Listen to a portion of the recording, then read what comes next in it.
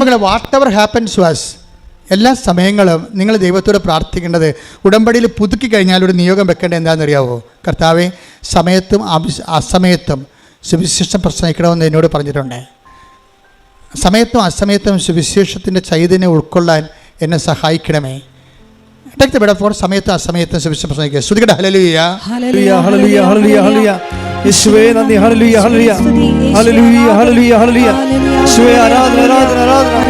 യേശുവേ നന്ദി, മഹത്വം, മഹത്വം, മഹത്വം. ഹല്ലേലൂയ, ഹല്ലേലൂയ. 2 തിമോത്തിയോസ് 4:2. 2 തിമോത്തി 4:2.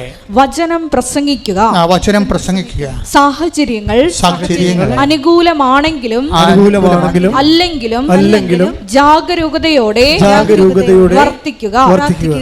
മേ ബി, അതായത് നമ്മളെ സംബന്ധിച്ചിടത്തോളം ഉടമ്പടി എടുത്തു കഴിഞ്ഞാൽ പിന്നെ നമ്മുടെ ഓപ്ഷൻ എന്ന് പറയുന്നത് വചന കൈമാറ്റമാണ്. ചിലപ്പോൾ അനുകൂല സാഹചര്യം വരും, ചില പ്രതികൂല സാഹചര്യം വരും.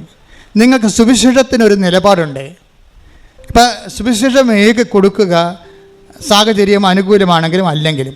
അതുപോലെ തന്നെയാണ് സുവിശേഷത്തിന് സാക്ഷ്യമാകുക, സാഹചര്യം അനുകൂലമാണെങ്കിലും അല്ലെങ്കിലും. എന്ന് പറഞ്ഞ്, സുവിശേഷത്തിന് സാക്ഷ്യമാവുക,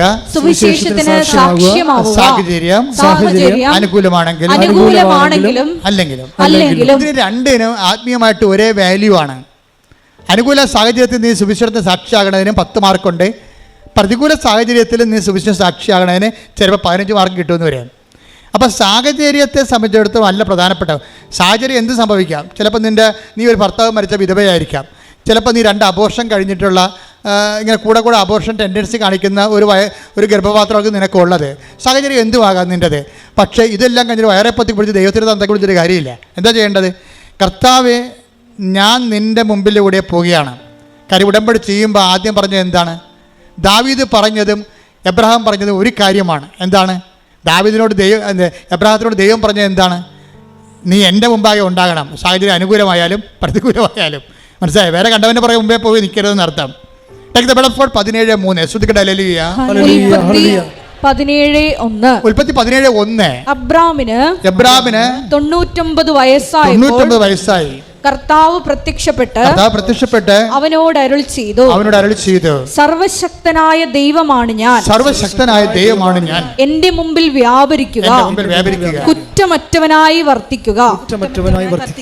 ഇതിന്റെ വിഷയം എന്ന് വെച്ച് കഴിഞ്ഞാൽ, whatever happens to you, പക്ഷെ നീ എൻ്റെ മുമ്പിൽ തന്നെ ഉണ്ടാകണം. Because I am almighty God. ഞാൻ ദൈവമാണെന്നല്ല പറഞ്ഞത്. എന്താ കാര്യം? സർവശക്തനാണ്. നിന്റെ സാഹചര്യത്തെ എന്ത് വേണമെങ്കിലും അങ്ങോട്ടും ഇങ്ങോട്ടും ചേഞ്ച് ചെയ്യാൻ I can do it. So എൻ്റെ മുമ്പിൽ തന്നെ നീ ഉണ്ടാകണം. എന്നുവെച്ചാൽ നമ്മുടെ സാഹചര്യം അനുകൂലമായാലും പ്രതികൂലമായാലും നമ്മൾ ദൈവത്തിൻ്റെ തിരുസന്നിധി ഉണ്ടാകണം. അല്ലാതെ ഇന്ന് കൊച്ചു സൈക്കിളെ ഇടിച്ച് അല്ലെങ്കിൽ മകളെ പട്ടി കടിച്ചെന്ന് പറഞ്ഞ് ഇന്ന് കുടുംബപ്രാർത്ഥന വേണമെന്ന് പറയരുത്. നീ ദൈവത്തിന് മുമ്പിൽ അല്ല. അപ്പോഴും ഇന്ന് നമ്മൾ ഉടമ്പടി എടുത്തിട്ട് അപ്പോൾ നമ്മൾ പച്ചത്തിരി കത്തിക്കുമ്പോൾ തന്നെ ഭർത്താവ് അവിടെ കിടന്ന് 2 സ്മോളൊക്കെ വിട്ടിട്ട് അവിടെ കിടന്ന് പറയും, പച്ചത്തിരി കത്തിച്ച് കൊച്ചിനെ പട്ടി കടിച്ചെന്ന് പറയും. ആ ഭ്രാന്തൻ എന്തെങ്കിലും പറയട്ടെ, you don't mind about it. കാരണം നിന്നോട് എന്താ പറഞ്ഞിരിക്കണത്? നീ സാഹചര്യം അനുകൂലമായാലും എന്താണ്? നീ എൻ്റെ മുമ്പിൽ തന്നെ ഉണ്ടാകണം. അപ്പം നീ പ്രാർത്ഥിക്കണത് എന്താണ്? പ്രാർത്ഥിച്ചേ, കർത്താവേ, ഉടമ്പടി പ്രകാരം എന്റെ സാഹചര്യം പ്രതികൂലമായാലും ഉൽപ്പത്തി 17:1 അനുസരിച്ചുകൊണ്ട് നിന്റെ മുമ്പിൽ തന്നെ ഉണ്ടാകാൻ എന്നെ അഭിഷേകം ചെയ്യണം.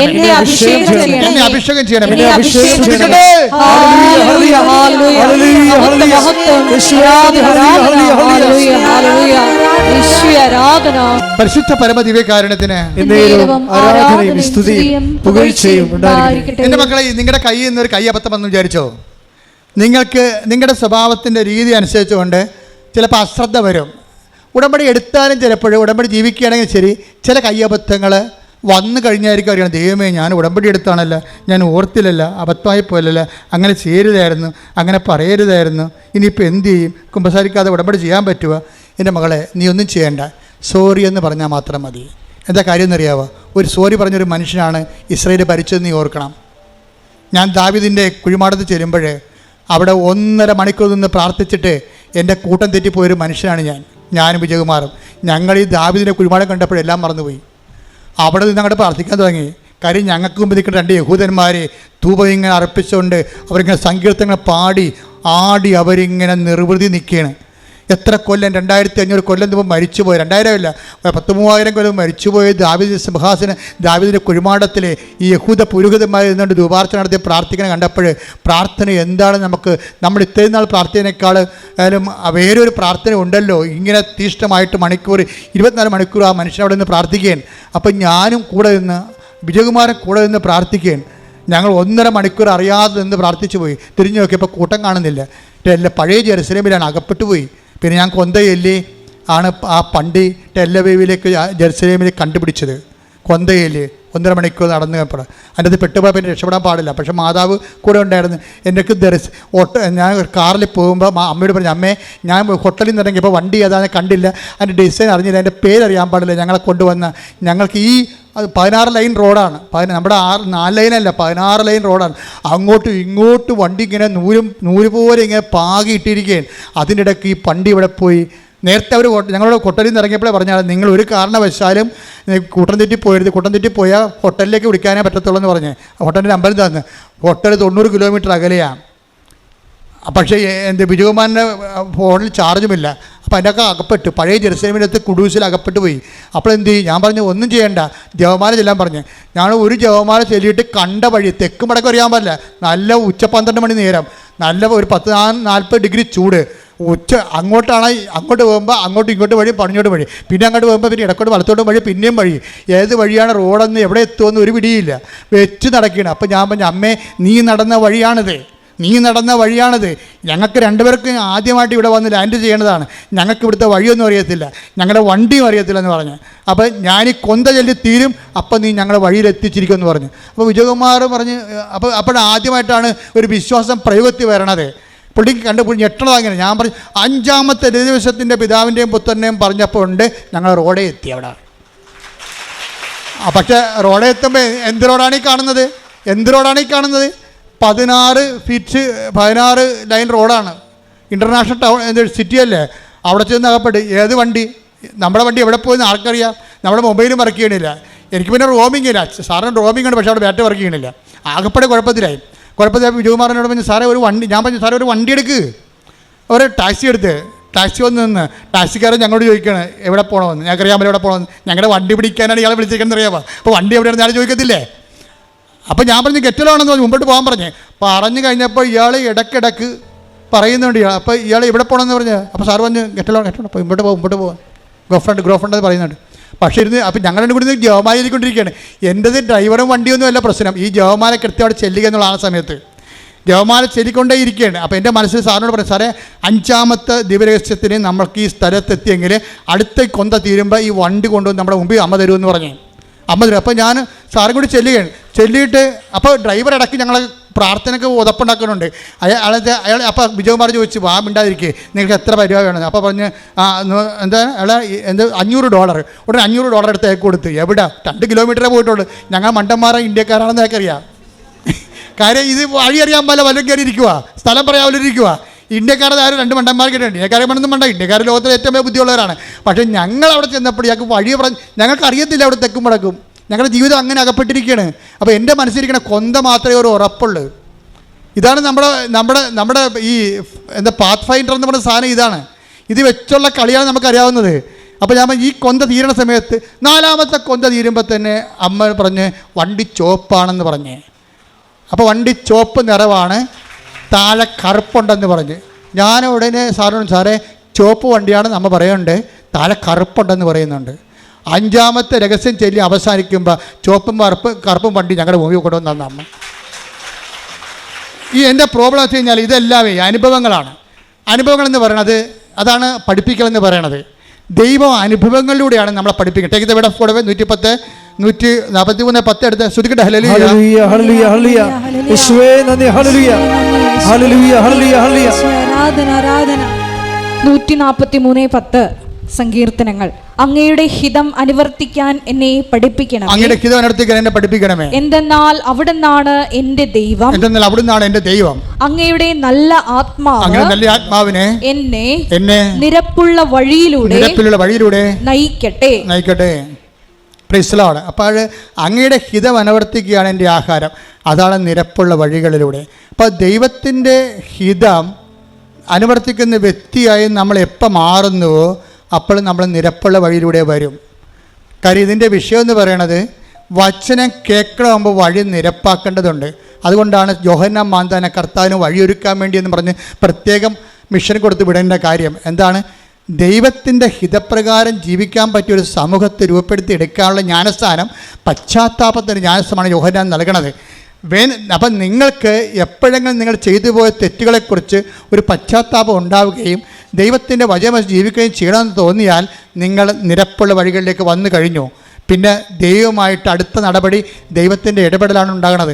അതുകൊണ്ട് ഉടമ്പടിയുടെ ഉദ്ദേശമെന്ന് പറയുന്നത് ആദ്യം തന്നെ നിരപ്പുള്ള വഴിയിലൂടെ സഞ്ചരിച്ചുകൊണ്ട് നല്ല ആത്മാവിലേക്ക് വരണം. എന്ന് വെച്ച് കഴിഞ്ഞാൽ നമ്മൾക്ക് നിങ്ങളുടെ ഉടമ്പടിയിലൂടെ മറ്റുള്ളവരുടെ മുമ്പിൽ മെക്കിട്ട് കയറാൻ പറ്റിയ ഒരു ഉദ്യോഗം ഉണ്ടാക്കണം. 10 പൈസ മറ്റവരെക്കാൾ മെച്ചമായിരിക്കണം നമ്മൾ. അതുപോലെ തന്നെ ഇതുപോലെ നമ്മുടെ ലോൺ പാസ്സാകുന്നതിലൂടെ നമുക്ക് അപ്പൻ്റെയൊക്കെ ഒന്ന് നമ്മൾ വീട് വെക്കാനുള്ള സ്ഥലം എഴുതി മേടിച്ച് കഴിഞ്ഞാൽ അനിയനെ എങ്ങനെയെങ്കിലും സ്കൂട്ട് ചെയ്യാം, അവിടുന്ന് ന്യൂട്രലാക്കി പുറത്താക്കാം എന്നൊക്കെയുള്ള പരിപാടികളൊക്കെ കയ്യിലുണ്ടെങ്കിൽ നല്ല ആത്മാവല്ലത്.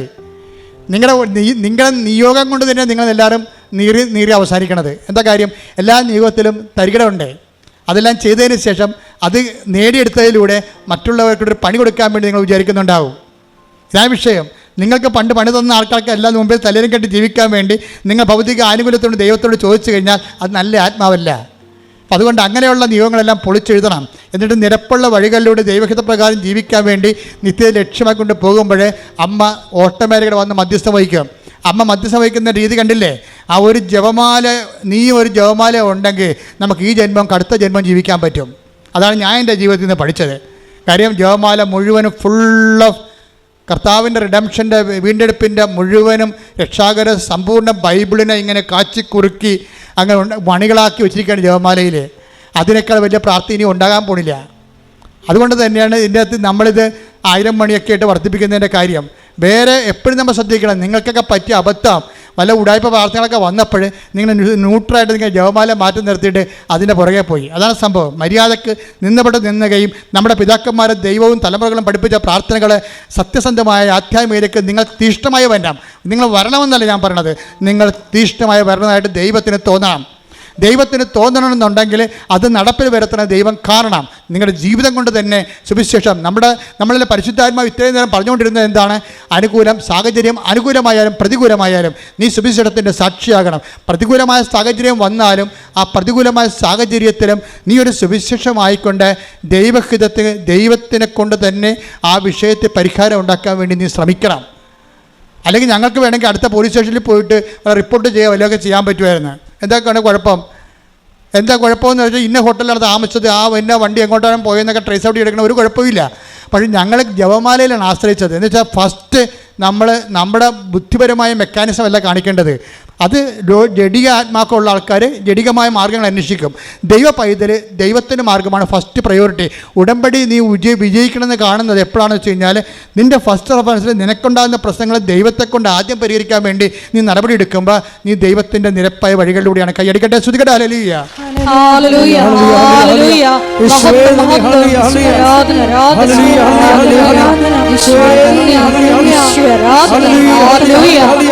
കൈകൾ കുപ്പി കണ്ണടച്ച്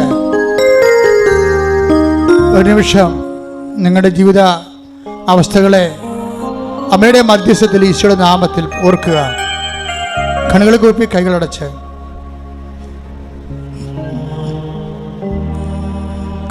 കൈകൾ കൂപ്പി ഒരു നിമിഷം നമ്മുടെ ജീവിതാവസ്ഥകൾ, ഈ ആഴ്ചയിൽ ദൈവം ഇടപെടേണ്ട വിഷയങ്ങൾ പരിശുദ്ധ അമ്മയുടെ മാധ്യസ്ഥത്തിൽ ഈശോയ്ക്ക് സമർപ്പിക്കുക.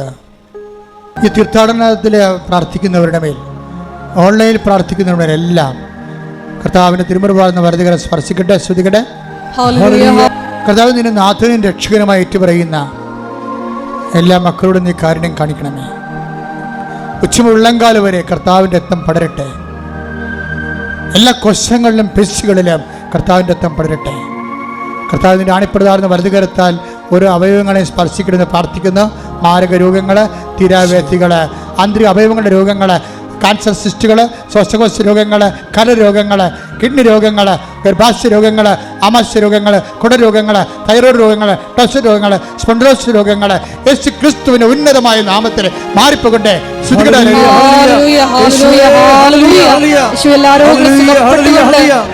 നാമത്തെ ഈ ആരാധനയിലൂടെ വീണ്ടും. എൻ്റെ പേര് മെറിൻ.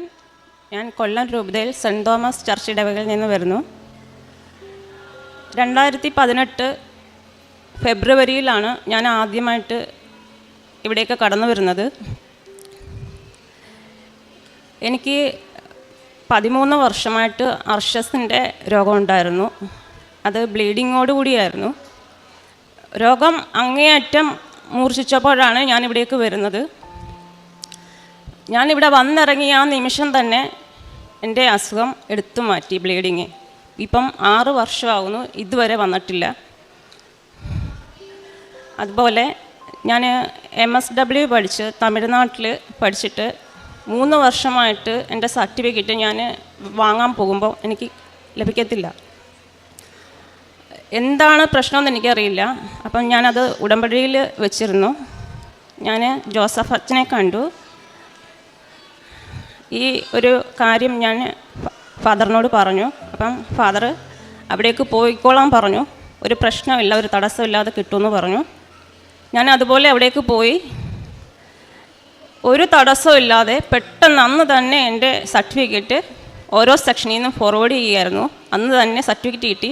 ഞാൻ തിരിച്ച് വീട്ടിലേക്ക് പോരുന്നു. അതുപോലെ വീട്ടിൽ 36-37 വർഷമായിട്ട് വഴിയുടെ പ്രശ്നം ഉണ്ടായിരുന്നു. ഒരു വണ്ടി കയറി വരാനുള്ള സൗകര്യം ഇല്ല, നടന്നു പോകാനുള്ളതേ ഉള്ളൂ. അപ്പം വീട്ടിലാർക്കെങ്കിലും സുഖമില്ലാതായാൽ എടുത്തിട്ട് പോകേണ്ട അവസ്ഥയാണ്. അപ്പം നല്ല ദൂരവും ഉണ്ട് റോഡിലേക്ക്. അപ്പം ഞാനത് ഉടമ്പടിയിൽ വെച്ചതുപോലെ, ഞാൻ ഉടമ്പടിയിൽ വെച്ചത് ഇങ്ങനെയാണ്. ഇതുപോലെ വണ്ടി വരാനുള്ള സൗകര്യവും ഒരു സൈഡ് വാൾ കെട്ടണം എന്ന് വെച്ചതുപോലെ തന്നെ വഴി ലഭിക്കുകയും സൈഡ് വാൾ കെട്ടുകയും ചെയ്തു. അതുപോലെ എനിക്കൊരു ജോലിയുടെ പ്രശ്നം ഉണ്ടായിരുന്നു. അപ്പം എനിക്ക് വിദേശത്തേക്ക് പോകാനായിരുന്നു ആഗ്രഹം. ഇപ്പം 2011 ഞാൻ ഉടമ്പടി എടുത്തെങ്കിലും കോവിഡിൻ്റെ സമയം, അതിനാൽ എനിക്ക് അത് എൻ്റെ സാക്ഷ്യം അന്ന് പറയാനുള്ള അവസ്ഥയുണ്ടായില്ല. പിന്നീട് ഞാൻ വീണ്ടും പുതുക്കുമായിരുന്നു. അപ്പോൾ 2024 ഞാൻ വീണ്ടും ഉടമ്പടി എടുത്തു.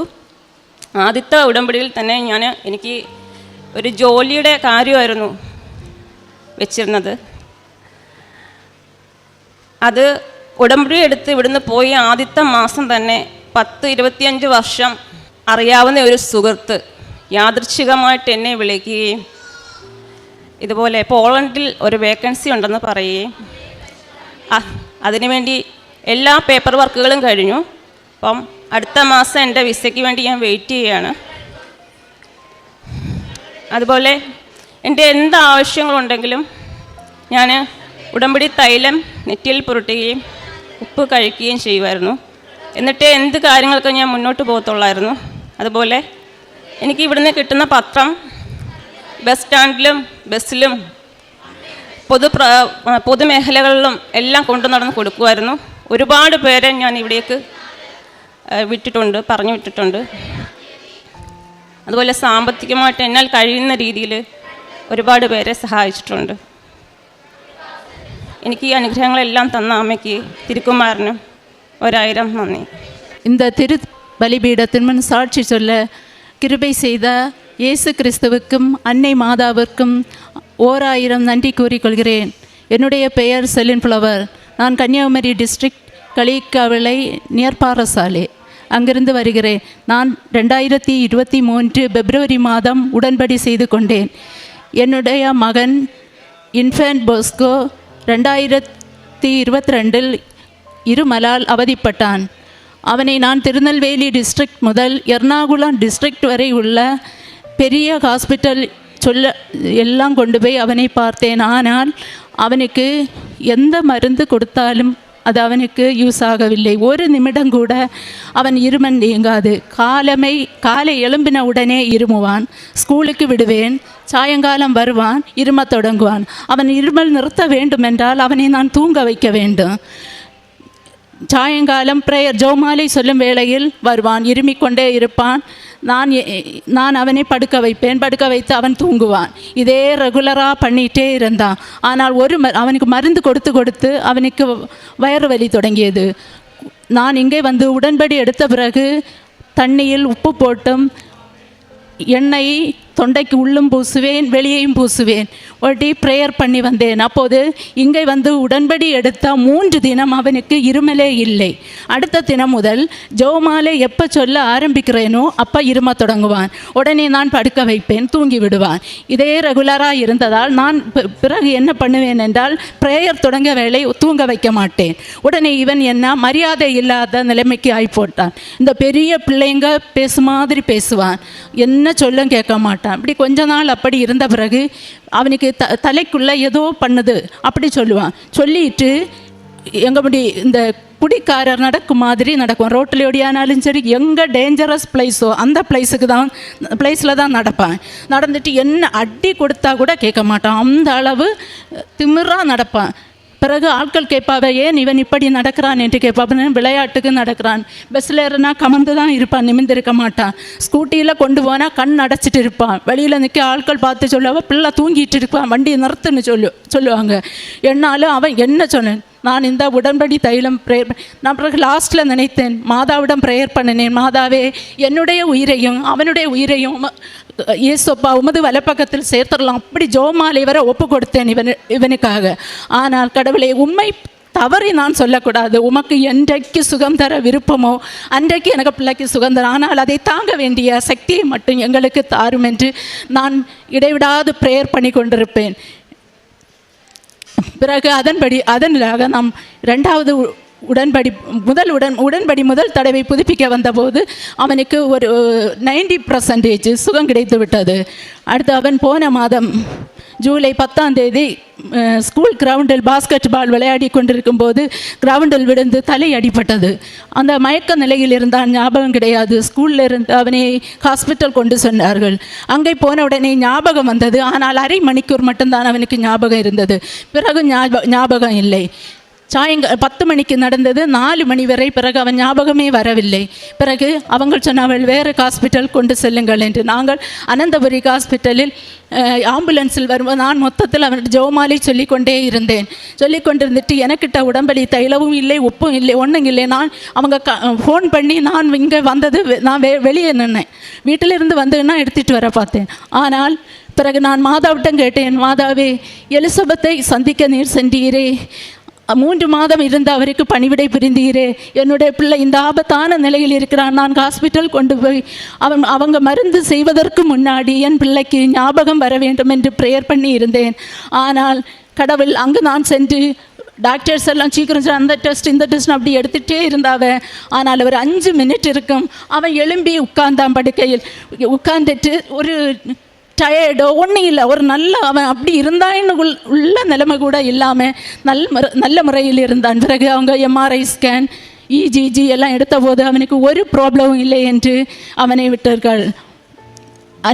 அன்னை மாதாவும் இயேசு கிறிஸ்து செய்த எல்லா நன்மைகளுக்கும் 1000 நன்றி கூறுகிறேன். 2வது, என்னுடைய மூத்த மகன் +2 தேர்வு மீடியமாக படித்து கொண்டிருந்தான். +2 தேர்வில் நல்ல மதிப்பெண் பெற வேண்டும் என்று நான் உடன்படி செய்திருந்தேன். அதன்படி அவன் +2 தேர்வில் நல்ல மதிப்பெண் பெற்று காலேஜிலே, நான் ப்ரைவேட் காலேஜில் டொனேஷன் கொடுத்து விட்டிருந்தேன். என்னால் அவனுக்கு எய்டட் காலேஜில் அவனுக்கு அட்மிஷன் கிடைத்து விட்டது. நான் டொனேஷன் கொடுத்த அமௌண்ட்டு கூட கடவுள் எனக்கு அதை திரும்ப தர செய்தார். அடுத்தபடியாக எனக்கு மூக்கில் ஒரு கொப்பளம் போல வந்தது. நான் உடன்படி தைலம் பூசி வந்த வேளையில் ஒரு 1.5 மாதம் வரை பூசி வந்தேன். ஆனால் வித்தியாசம் இல்லை. ஆனால் நல்ல வலி. நான் ஒரு நாளைக்கு, மாதாவே, இவ்வளவு நான் ப்ரேயர் பண்ணியும் எனக்கு இது சுகம் ஆகவில்லையே. அப்போ இன்றைக்கு 5 மணிக்கு நான் ஹாஸ்பிட்டல் போவேன். அப்போது எனக்கு அதுக்குள்ளே எனக்கு சுகந்தாருங்க, எனக்கு ஒரு அற்புதம் செய்யும், நான் சாட்சியாக வாழ எனக்கு வழி காட்டும் என்று கேட்டேன். அதுபடி நான் 4 மணிக்கும் பார்த்த வேளை அந்த கொப்புளம் அப்படியே இருந்தது. ஆனால் 5 மணிக்கு நான் பார்த்த வேளையில் கொப்புளம் இருந்த இடமே எனக்கு தெரியவில்லை. இவ்வளவு உதவிகள் செய்த இயேசு கிறிஸ்துவுக்கும் அன்னை மாதாவுக்கும் 1000 நன்றிகள் கூறிக்கொள்கிறேன்.